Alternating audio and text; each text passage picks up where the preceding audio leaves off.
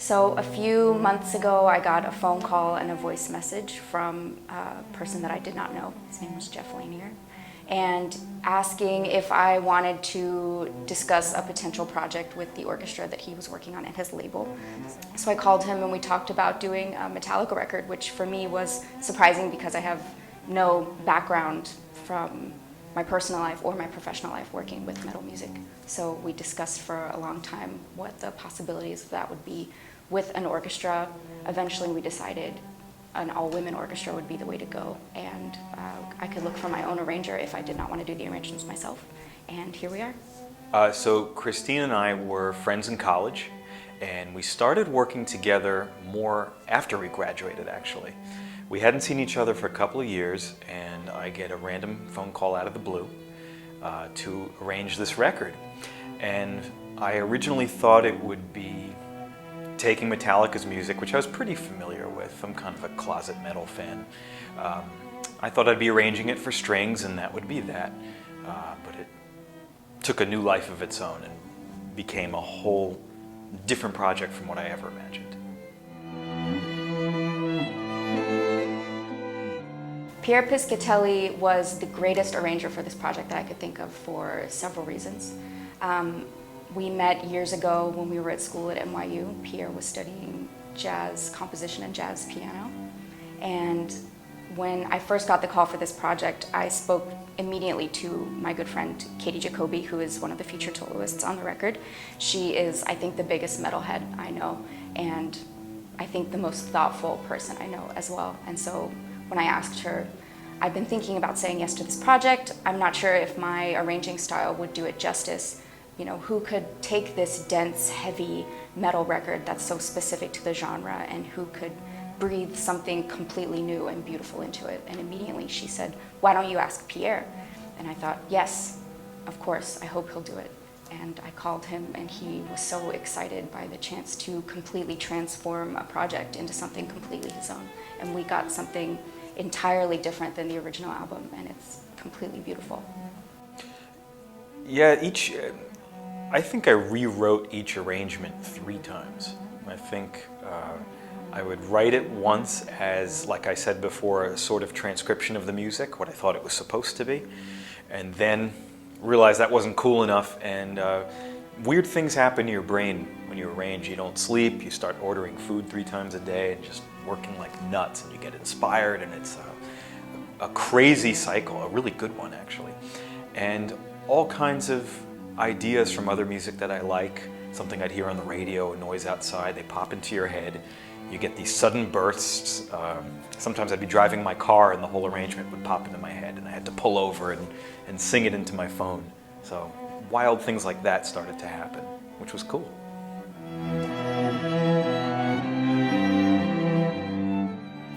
The recording style for this project was pretty different than anything I've experienced before. I had recorded in churches here and there over the years, but never with such singular mic placement, you know, playing with more of a room sound instead of what each actual instrument sounds like. When we were recording, it sounded pretty dead in the space, so I think we were all freaking out a little bit. You know, is my instrument okay? Is it too damp? It was hot outside. But once we took a break and could really listen back, we realized that we had so much to play with in terms of the natural reverb of the room and where we were positioned. And we got a completely new sounding project than I think we've ever gotten before. The recording process was nothing like I imagined. I didn't, which I liked. I didn't have any preconceived notions of what it would be or what it should be. I trusted the process and the people involved. So I essentially walked in and was in this huge church in Greenpoint with these beautiful acoustics, and I think my first concern was that there'd be insane amounts of reverb just because of the church and how washy it got, but it's not my department and I didn't worry about it. I trusted it would sound good, and upon hearing the playback, it sounded amazing.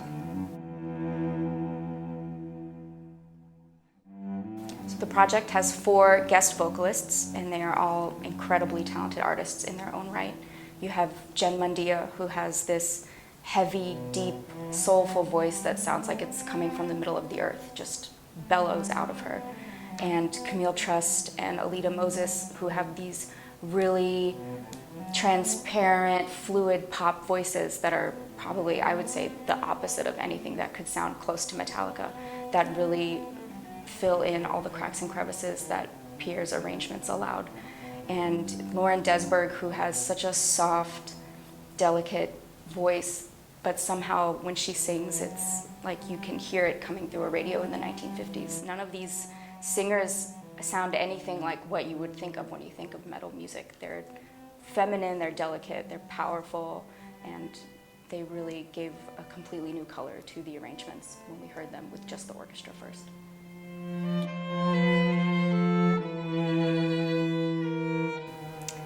Having an orchestra that consists entirely of women in 2019, I can say, is really a dream come true. When I was growing up and I was in orchestra, it would be 90% boys and a few of us sprinkled in. And when I was younger, I thought, oh, so cool. It's only a couple of us girls in this orchestra, like, we can be the ones to be here. And then I got older and moved to New York and started playing professionally, and it was still 90% men and just a few of us sprinkled in. And being older and seeing that, I thought that was really odd. And usually now when we're hired outside of orchestral gigs, if it's pop gigs or TV gigs or whatnot, most of the time we're hired because they need some kind of female sex appeal, and our opinions don't really matter. When we try to voice our opinions, we're usually talked over by some male MD or keyboard player or bass player, and we're not trusted or seen as a musician there. We're just seen as a kind of a prop. So to be surrounded by brilliant women who are talented, who are kind, who care for each other and about each other's opinions and treat each other as co-professionals is incredibly special and really important.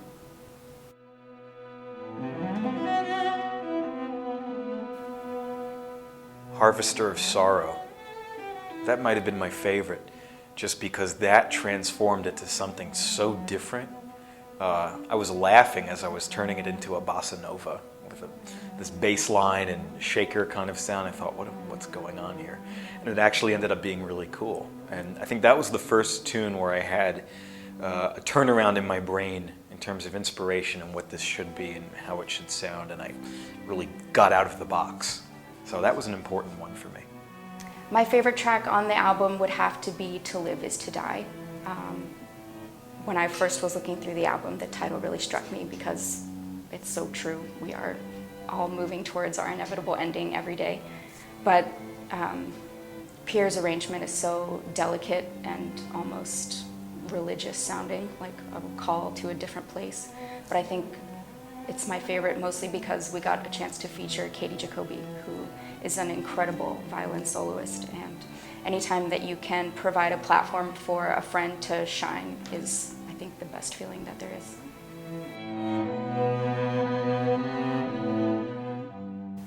I think that when a listener or a fan turns this album on, I think that person can be a Metallica fan, or that person can be an Elle King fan, or that person can be a jazz fan. You have to go into it pretty open-minded though. It doesn't sound like a classic metal record, and it doesn't sound like a classic jazz record, or from a classical player point of view, it doesn't sound like an orchestra. It's completely new and different and honors these classic songs in such a new and inviting way that I think anyone can really enjoy it if you're open to enjoying something that you've never heard before.